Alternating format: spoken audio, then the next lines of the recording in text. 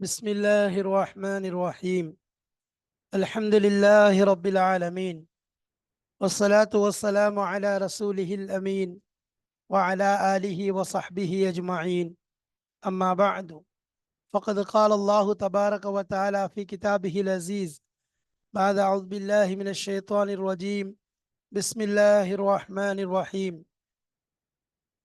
يسألونك عن الخمر والميسر قل فيهما إثم كبير ومنافع للناس وإثمهما أكبر من نفعهما ويسألونك ماذا ينفقون قل العفو كذلك يبين الله لكم الآيات لعلكم تتفكرون في الدنيا والآخرة ويسألونك عن اليتامى إلى آخر الآية.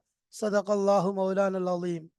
சங்கைக்குரிய அல்லாஹ்வின் நல்லடியார்களே, அன்பும் பாசமும் நிறைந்த மாணவ சகோதர சகோதரிகளே, அல்லாஹுடைய பெரும் அருளினால் கிருபையினால் சஃபத்து தஃபாசிர் என்ற விரிவுரை கிதாபின் மூலமாக சூரத்துல் பக்ராவுடைய ஆயத்துகளின் தொடர்களை வரிசைகளை அல்ஹம்துலில்லாஹ் விளக்கமாக தெளிவாக நாம் பார்த்து வருகிறோம்.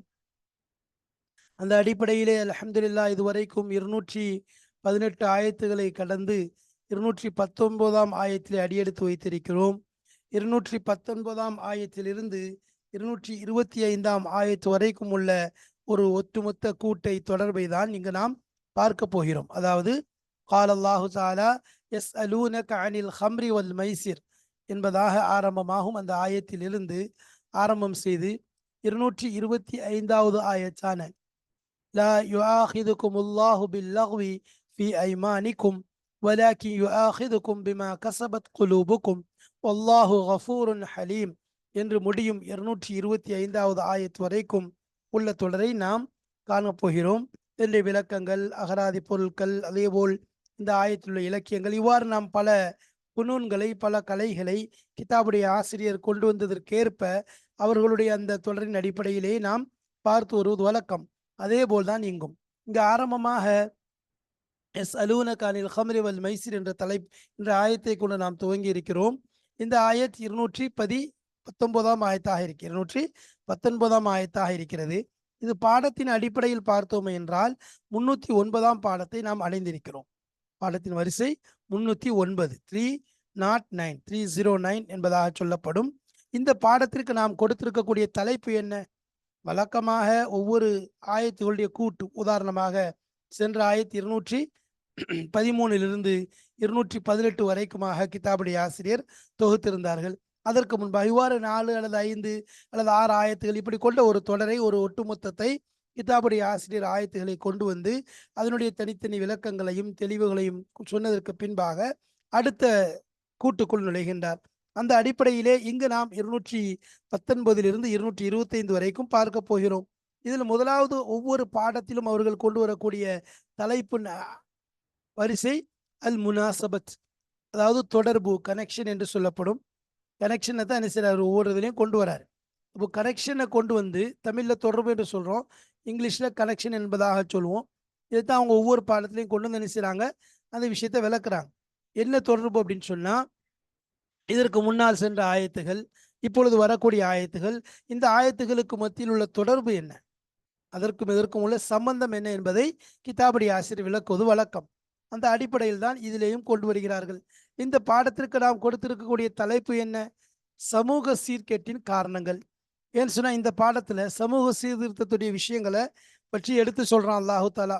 ஒரு சமூகத்தை சீர்திருத்தணும் என்றால் அதனுடைய முறை என்ன, அதனுடைய ஹிக்மத்துகள் என்ன, அப்பொழுது நாம் கையாள வேண்டிய அந்த விஷயங்கள் எவ்வாறு செயல்பட வேண்டும் என்பதையும், அதே போல் ஒரு சமூகம் சீர்கட்டு விடுகிறது என்றால், சமூகத்துல சீர்குலைவு ஏற்படுது, சீர்கேடு ஏற்படுது சொன்னா அதற்கு முக்கிய காரணம் அந்த சமூகத்தில் உள்ள பெரும் பெரும் பாவங்கள், அதில் உள்ள பாவங்களுடைய அந்த வீரியங்கள் தான் சமூகத்தை சீர்கெடுத்து விடும். அந்த பாவங்களுடைய செயல்பாடுகள் அதிகரிக்க அதிகரிக்க தானாக சீர்கெட்டு போய்விடும். அதனால் அந்த பாவத்துடைய அடிப்படை ஆணி வேரை பிடுங்கி விட வேண்டும். பிடுங்குவதும் எப்படி? ஏதோ எடுத்தோம் கொடுத்தோம் என்று இல்லாமல் நிதானமாக அவர்களுக்கு எவ்வாறு சொன்னால் அந்த விஷயத்தை விளங்க வைக்க முடியும் என்ற அடிப்படையிலேயும் ஹிக்மத்தான முறையிலேயும் அல்லாஹு தஆலா அது எவ்வாறு களைவது என்பதை. ஏன்னா சமூகத்தை சீர்திருத்த போறேன்னு சொல்லிட்டு பெரும் பெரும் குழப்பங்களை ஏற்படுத்தி விடக்கூடாது. சமூகத்தை சீர்திருத்த போறேன், இஸ்லாம் பண்ண போறேன்னு சொல்லிட்டு இருக்கிற சீர்திருத்தத்தை கெடுத்து பெரும் குழப்பங்கள் ஏற்பட்டு விடக்கூடாது. இவ்வாறு அல்லாஹ் சொல்றான், வலா துஃப்ஸிது ஃபில் அர்லி பாத இஸ்லாஹிஹா. சமூகத்துல சீர்திருத்தம் ஏற்பட்டதுக்கு பின்பாக அதை நீங்க என்ன செய்யாதீங்க, ஒரேடியா சீர்கெடுத்து விடாதீர்கள் என்பதாக அல்லாஹ் சொல்கிறான். அப்ப அந்த சீர்திருத்தத்திற்கு பிறகு சீர்கேட்டை கொண்டு வந்து விடக்கூடாது. அப்ப அதற்காகத்தான் அந்த விஷயம் தடுக்கப்படுது. அப்ப என்ன செய்யணும் அப்படின்னு சொன்னா, ஒரு விஷயத்தை சீர்திருத்துறது அவசியம். தீமை நடந்தால் அதை தடுப்பது அவசியம். அதற்குரிய முயற்சிகளை செய்வது அவசியம். ஆனால் செய்யக்கூடிய முறைகள், முயற்சிகள், அதை நாம் ரொம்ப எச்சரிக்கையாக கையாள வேண்டும். ஏன்னு சொன்னா அல்லாஹு தாலா ஒரு பெரியார், ஒரு ஹாரூன் ரஷீத் ரஹமத்துல்லாஹி அலைஹி அவங்க, அவர்களும் பெரிய அரசர், ஆனால் தக்வாவுடைய அரசர். அவரிடம் உபதேசம் செய்கின்றார்கள். உபதேசம் செய்யும் பொழுது மிக கடுமையான முறையிலேயும் மிக கண்டிப்புடனும் உபதேசம் செய்கிறார். உபதேசத்தை எப்படி செய்யறார்? ரொம்ப கண்டிப்பா, ரொம்ப அதாவது எல்லை மீறி அந்த கண்டிப்போட, எச்சரிக்கையோட, பயமுறுத்தாட்டும் மூலமாக கடுமையான வார்த்தைகளை பயன்படுத்துகிறார். அப்பொழுது ஹஜ்ரத் ஹாரூன் ரஷீத் ரஹமத்துல்லாஹி அலைஹி அவர்கள் அந்த மனிதர், அந்த பெரியாரை பார்த்து சொன்னார்கள், பெரியவர்களே, நீங்கள் கண்ணியமானவர்கள் தான், ஆனால் நீங்கள் சொல்லக்கூடிய விஷயங்களை கொஞ்சம் பார்த்து வார்த்தைகளை மென்மையாக கடைபிடியுங்கள். ஏன்னு சொன்னா அல்லாஹு தஆலா அதைத்தான் விரும்புகிறான். அல்லாஹ் குர்ஆன்ல கூலா லஹு கௌலன் லய்யினன் லஅல்லஹு யததக்கரு அவ் யக்ஷா என்பதாக சொல்லி அனுப்புகிறான். யார? ஹஜ்ரத் மூசா அலைஹிஸ்ஸலாம் அவர்களையும் ஹஜ்ரத் ஹாரூன் அலைஹிஸ்ஸலாம் அவர்களையும் என்ன சொல்லி அனுப்புறான்? கூலா லஹு. யாருக்கு? லஹுங்கிறது அந்த ஃபிரௌனுக்கு குறிக்குது. அப்போ கூலா லஹு, நீங்கள் இருவரும் அவனுக்கு சொல்லுங்கள். லஹு ஃபிரௌனுக்கு. கூலா லஹு கௌலன் லய்யினன், மென்மையான முறையிலே. லஅல்லஹு யததக்கரு, அவன் உபதேசம் பெறக்கூடும். வ யக்ஷா, அல்லாஹ் யததக்கரு யக்ஷா, அல்லது அல்லாஹ்வை அஞ்சக்கூடும் என்பதாக சொல்றான். அப்போ உபதேசம் மென்மையோடும் தன்மையோடும் இருக்கும் பொழுது அவனுக்கு பயம் ஏற்பட வாய்ப்பு இருக்கிறது, அல்லது உபதேசத்தை அவன் ஏற்றுக்கொள்ள வாய்ப்பு இருக்கிறது. அப்போ சொல்லிட்டு சொன்னாங்க, உங்களை விட சிறந்தவரான ஹஜரத் மூசா அலைஹிஸ்ஸலாம் அவர்களையும் ஹஜரத் ஹாரூன் அலைஹிஸ்ஸலாம் அவர்களையும் அல்லாஹு தாலா என்னை விட கொடியவனான ஃபிரௌனிடம் அனுப்பும் பொழுது சொல்லக்கூடிய வார்த்தை என்ன? கூலா லஹு கௌலன் லையினா என்பதாக. எனவே அந்த அடிப்படையில் நீங்களும் கொஞ்சம் உபதேசத்தை மென்மையாக தன்மையாக சொல்லுங்கள் என்பதாக சொன்னார். ஏன்னு சொன்னா, சொல்வதன் மூலம் குழப்பங்கள் அதிகரித்து விடக்கூடாது. சொல்லக்கூடிய விஷயத்தின் மூலம் சீர்திருத்தம். அதனாலதான் அல்லாஹு தாலா ஒரு குற்றத்தை பார்த்தவுடன் உங்களால் வாயால் கையால் தடுக்க முடியும் என்றால் கையால் தடுங்கள், இல்லை என்றால் வாயால் தடுங்கள், அதுவும் முடியவில்லை என்றால் மனதால் நீங்கள் அதை வெறுத்து விடுங்கள் என்பதாக சொல்றோம். இதெல்லாம் ஹிக்மத்துடைய அடிப்படையில். ஏன்னா அல்லாஹு தாலா உதுஉ இலா சபீலி ரப்பிக பில் ஹிக்மத்தி வல் மௌஇலத்தில் ஹசனா, அது ஹிக்மத்தை கொண்டும் அழைக்கணும், அதே நேரத்தில் மௌஇலத்தில் ஹசனா, அழகான உபதேசங்களை கொண்டும் எடுத்து கூற வேண்டும். குர்ஆனுடைய விஷயங்களை பாருங்க, அதனுடைய இலக்கியங்களை பாருங்கள், அதில் சொல்லப்படக்கூடிய உபதேசங்களை பாருங்கள், அதில் அல்லாஹ் பயன்படுத்தக்கூடிய வார்த்தைகளை பாருங்கள். இவைகளெல்லாம் நமக்கு மிக ஹிக்மத். ரசூலுல்லாஹி ஸல்லல்லாஹு அலைஹி வஸல்லம் அவர்கள் ஹிக்மத்தோடு ஒவ்வொரு விஷயத்தையும், முதல்ல என்ன நினைச்சோம், நான் பெரிய சூஃபி என்பதாக எண்ணிக்கொண்டு பிறர் சொல்லக்கூடிய விஷயத்தில் நினைச்சிட உடனே சாடுகிறோம். உதாரணமாக ரசூலுல்லாஹி ஸல்லல்லாஹு அலைஹி வஸல்லம் அவர்களிடம் ஒரு மனிதர் வருகிறார். வந்து, யார் ரசூலுல்லாஹ், எனக்கு விபச்சாரம் செய்ய அனுமதி கொடுங்கள் என்பதாக கேட்கின்றார். இதை கேட்டவுடன் எவ்வளவு பெரிய கோபம் ஏற்படும், எவ்வளவு பெரிய வெறுப்பு, எவ்வளவு பெரிய ஆத்திரம் ஏற்படும். நபி ஸல்லல்லாஹு அலைஹி வஸல்லம் அவர்கள் அந்த மனிதரை அழைத்து அருகாமையில் அமர வைத்து அழகான முறையிலே உபதேசம் செய்கிறார்கள்.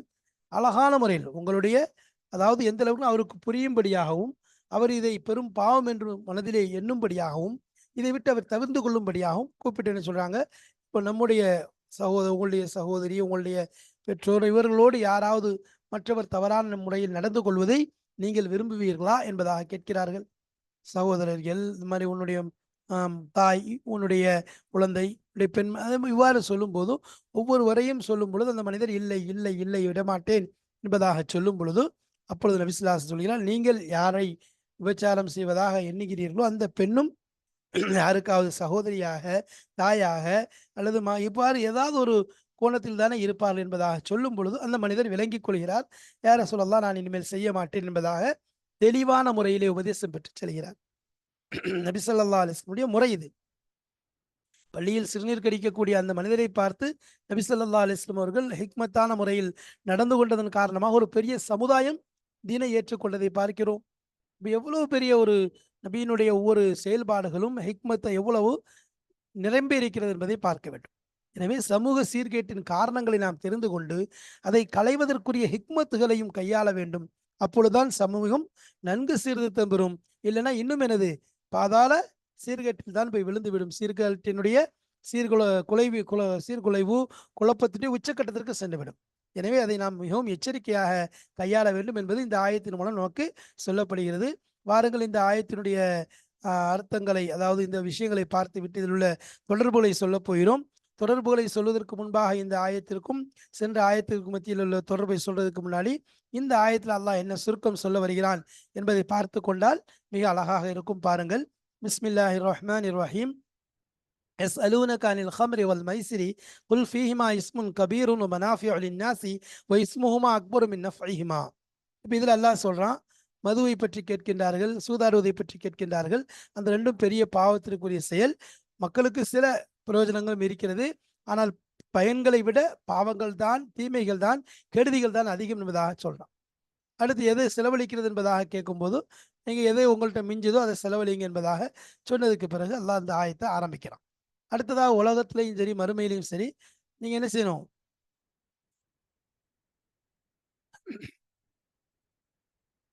அதாவது உலகத்திலையும் மறுமையிலையும் சீர்திருத்தம் ஏற்படுத்துது.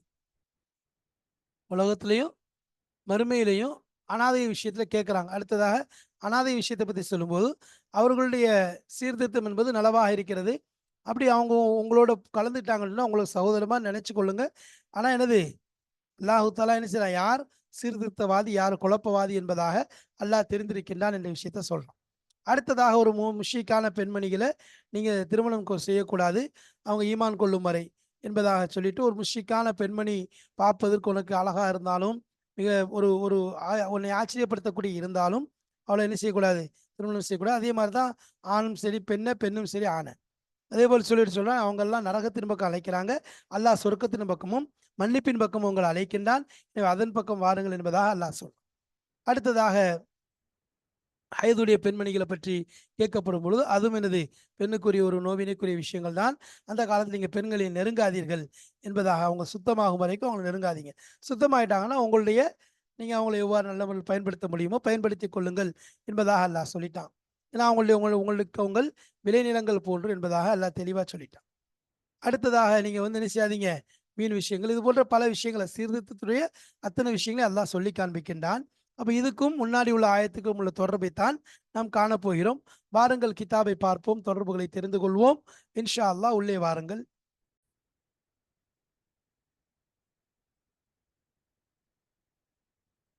பிஸ்மில்லாஹிர் ரஹ்மானிர் ரஹீம். قال الله تعالى يسألونك عن الخمر والميسر. அப்போ ஹம்ர் மைசர் என்ற ஆயத்தை கொண்டு அல்லாஹ் ஆரம்பிக்கிறான்.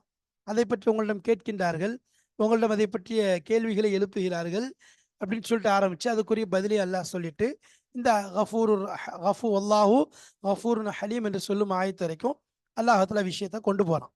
சரி, இப்போ இல்லை அல் முனாசபத்து, இந்த இடத்துல தொடர்பை தான் பார்க்க போறோம். முனாசபத் என்ன, இந்த ஆயத்துகளுக்கும் முந்தைய ஆயத்துக்கும் மத்தியுள்ள தொடர்பு என்ன? லம்மா தக்கர தஆலா ஃபில் ஆயாத்தி சாபிகத்தி அஹ்காமல் கித்தாலி. அப்ப சென்ற ஆயத்துகள்ல அல்லாஹு தாலா போர் செய்வது சம்பந்தமான விஷயங்களை சொல்லி காண்பித்தான். போர் செய்வது சம்பந்தமாக அல்லாஹ் பல விஷயங்களை சொல்லி காண்பித்தான்.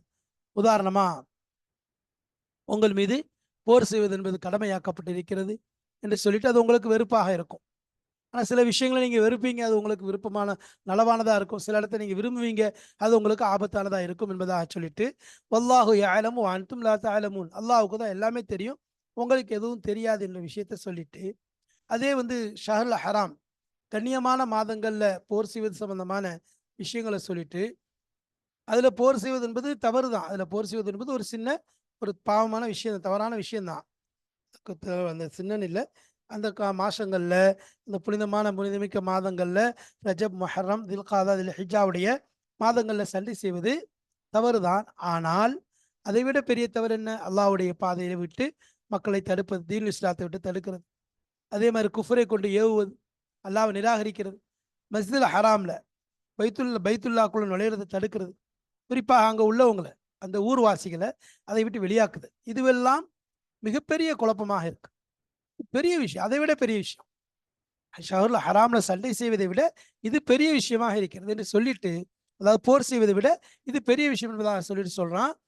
அப்போ ஃபித்னா இருக்க, குழப்பத்தை ஏற்படுதல் என்பது கொலை செய்வதை விட மிகப்பெரிய தீமையாக மிக பெரும் பாவமாக இருக்கிறது என்ற விஷயத்தை அல்லாஹு தாலா தெளிவாக எடுத்து சொல்றான்.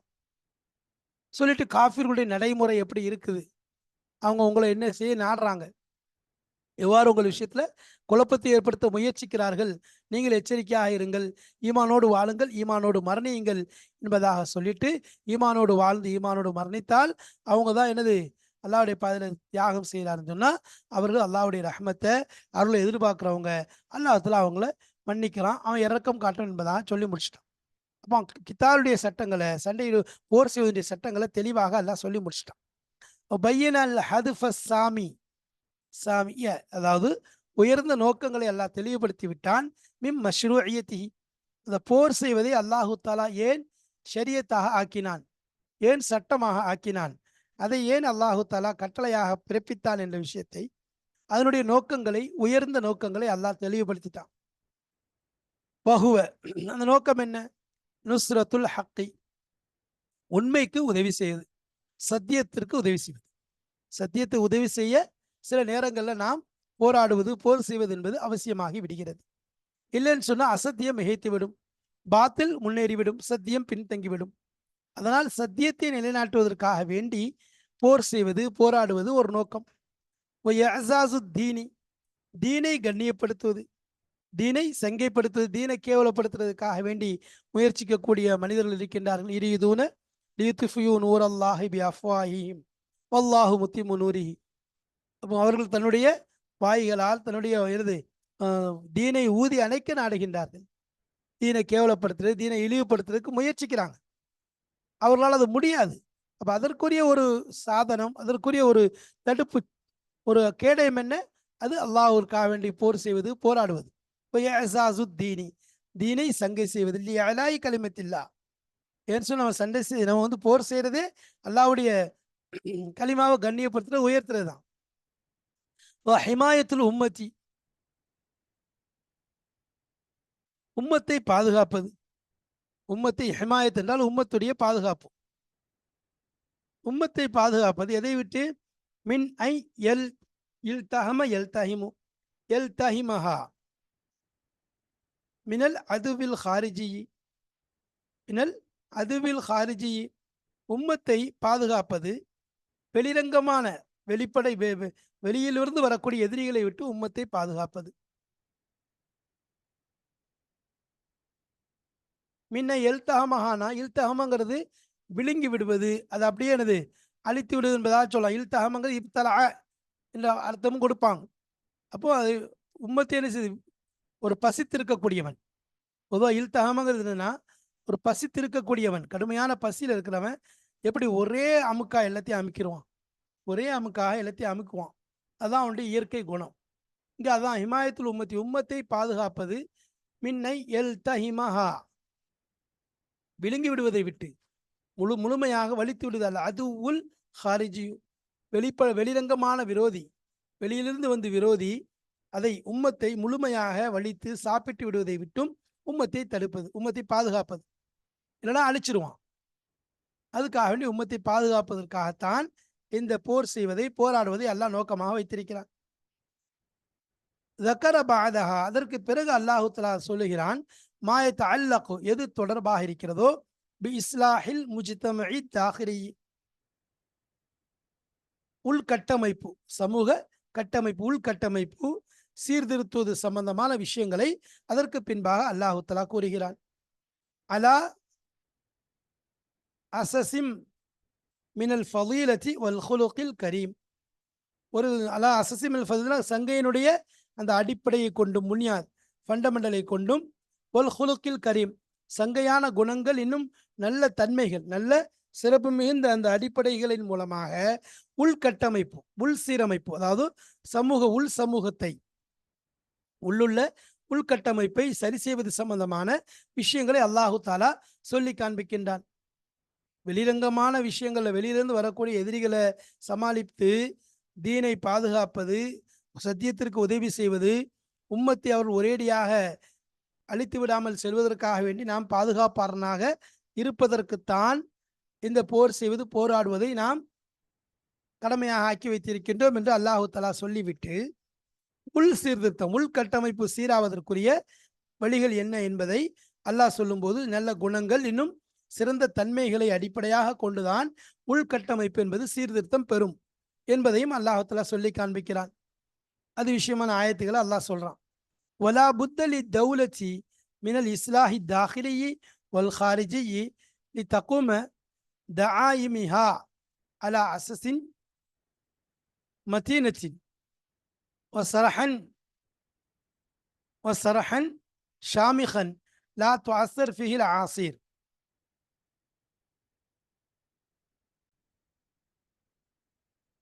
வலா புத்தலி தௌலத்தி, அப்போ ஆட்சிக்கு அவசியமானதாக இருக்கிற ஒரு நாட்டுக்கு, தௌலத்னா ஒரு வல்லரசாக இருக்கட்டும் மற்ற நாடாக இருக்கட்டும், இந்த நாட்டிற்கு அவசியமாக இருக்கிறது மினல் இஸ்லாஹி, சீர்திருத்தத்திலிருந்து, அத்தாஹிலியே ஒல் ஹாரிஜி, உள் இன்னும் வெளி சீர்திருத்தம், உள் இன்னும் வெளி சீர்திருத்தத்திலிருந்து அவசியமாக இருக்கிறது. வலா புத்தலி தௌலத்தி, ஆட்சிக்கு நாட்டிற்கு அவசியமாக இருக்கிறது மினல் இஸ்லாஹி தாஹிலியே ஒல் ஹாரிஜி, உள்ரங்க இன்னும் வெளிரங்க சீர்திருத்தத்தை ஏற்படுத்துவது அவசியமாக இருக்கிறது. லி தகூம தஆயிமுஹா, அதனுடைய தூண்கள், அதனுடைய அடித்தளங்கள், அதாவது அதனுடைய அடிப்படைகள், தஆயிம்னா அதனுடைய தூண், தியாமத் அதனுடைய தூண்கள் நிற்பதற்காக வேண்டி, அலா அசஸின் மதீனத்தின், உறுதியான,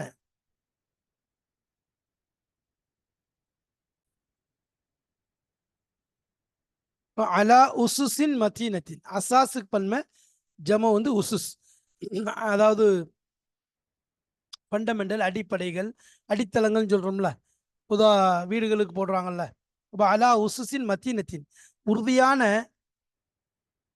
அடித்தளங்களை, அடித்தளங்களின் மீது, உறுதியான அடித்தளங்களின் மீது அதனுடைய தூண்கள் நிற்பதற்காக வேண்டி, தபுகா சரஹன் ஷாமிகன், அது பாக்கியாக இருப்பதற்காக வேண்டி, சரஹன் ஷாமிகன பிரம்மாண்டமான கட்டிடமாக எழுந்து பாக்கியாக நிலைத்திருப்பதற்காக வேண்டி, லா துஅஸ்ஸரு ஃபீஹி அல் ஆசீர், அல்லது லா துஅஸ்ஸிரு ஃபீஹில் ஆசீர், அதிலே அந்த கட்டிடத்திலே எந்தவித இழப்பையும் எந்தவித பிரதிபலிப்பையும் அல் ஆசீர் சூறாவளிகள் ஏற்படுத்தாதவாறு. யசாருக்கு ஜம்மு ஆசீர், யசார், யசாருங்கிறது சூறாவளி, ஆசீருங்கிறது சூறாவளிகள்.